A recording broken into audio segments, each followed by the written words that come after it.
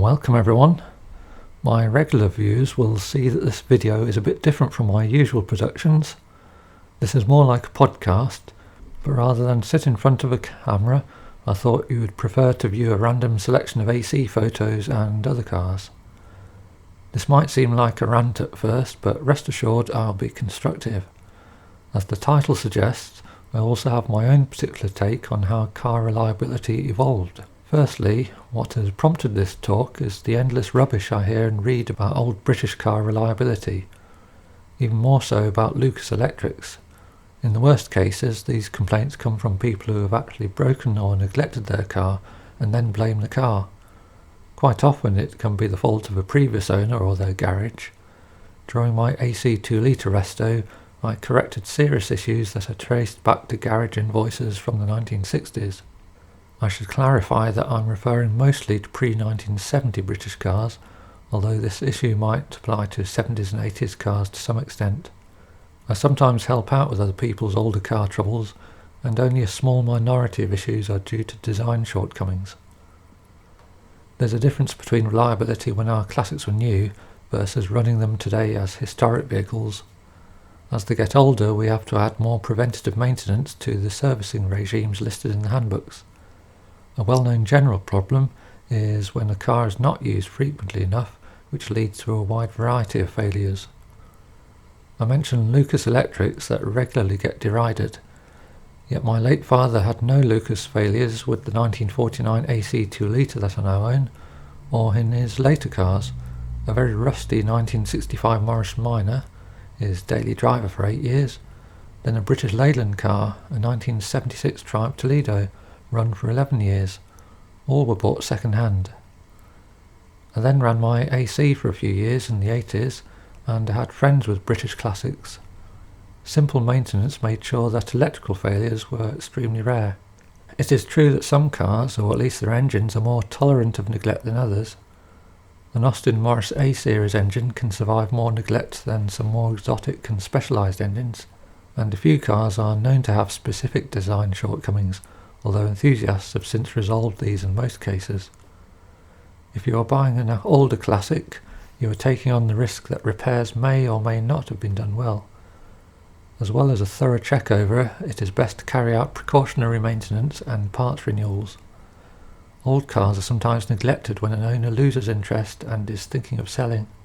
Jay Leno and Donald Osborne recently made some astute comments about the reliability of E-Type Jaguars. Donald pointed out that when E-Types became cheap second-hand cars, they were probably neglected, either due to lack of funds or lack of motivation. My title hinted that I was going to give you a different viewpoint about the evolution of reliability. I've heard many journalists and enthusiasts talk about how cars became more reliable, mostly after the Japanese showed us how it should be done. I've never heard anyone say how a significant indirect issue also had a major influence. I'm talking about how the intensity of maintenance regimes influenced overall reliability.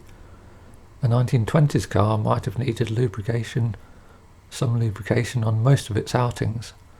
My AC needs certain points to be greased every 500 miles and engine oil changes every 2,000 miles. By the 1970s, car makers were setting their sights on a target of a 10,000 mile simple service. More components became maintenance-free, such as steering ball joints. That was a mixed blessing. With meticulous maintenance, steering ball joints could last indefinitely. Maintenance-free versions will gradually wear out until they become intolerable, to the point when owners will get them renewed. But that doesn't bother the industry selling brand new cars. It helped them towards that magic 10,000 mile figure. So how does all this make cars more reliable in practice? Back in the days of intensive maintenance, it was not practical to have a garage do all the servicing, unless you were rich enough for a full-time mechanic. That meant car owners had to do most servicing, and so many may have neglected this maintenance or else made mistakes. It also meant a culture of doing repairs at home. While some owners might have done a great job of this, there were millions of different amateurs working with no coordination or supervision. Servicing was not a simple matter back in the day. When very simple servicing at long intervals became possible, makers could tie in servicing with longer warranties and have some control over how cars were maintained and repaired. With only oil and filter changes to do and little else requiring any skill, there is limited scope for screwing things up. When digital electronics came into many parts of our lives, I predicted at the time that makers will use it to force us to cease doing our own repairs. My concern being the cost to us as individuals becoming totally at the mercy of big businesses. For classic cars living in the modern world, the old maintenance issue is compounded by the fact that new owners have to learn the old ways of running cars that need regular attention. Follow the handbook's maintenance regime to the letter unless modifications to the car changed its requirements. Learn from other owners what potential issues you need to look out for and what parts you should upgrade. It is not usually difficult once you have got to know the car. A few words about two problem areas I encountered with my AC back in the 1980s when I revived it from its 11-year slumber. AC enthusiasts might think they know the issues, but wait, there is more to it. It suffered water pump failures.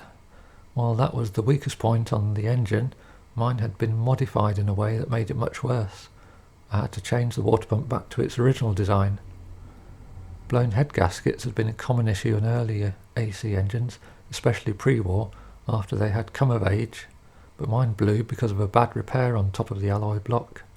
Very old cars can be plagued by a history of poor quality repairs until you trace them all and put everything right. As with many things in life, the enjoyment you get back reflects the effort you have put in. We live in an age of laziness and high expectations. Jay Leno joked that EVs will never catch on because plugging a lead into a socket is too much trouble. The lack of car knowledge of younger motorists is scary, even from a safety point of view, let alone maintenance. Young classic owners need to develop the old mindset. Look after your classic, and it will usually look after you. Nothing is certain, but I've heard a rumour that new cars break down too. There's a revelation to end this chat with. Thanks for listening, and I hope all your breakdowns will be little ones.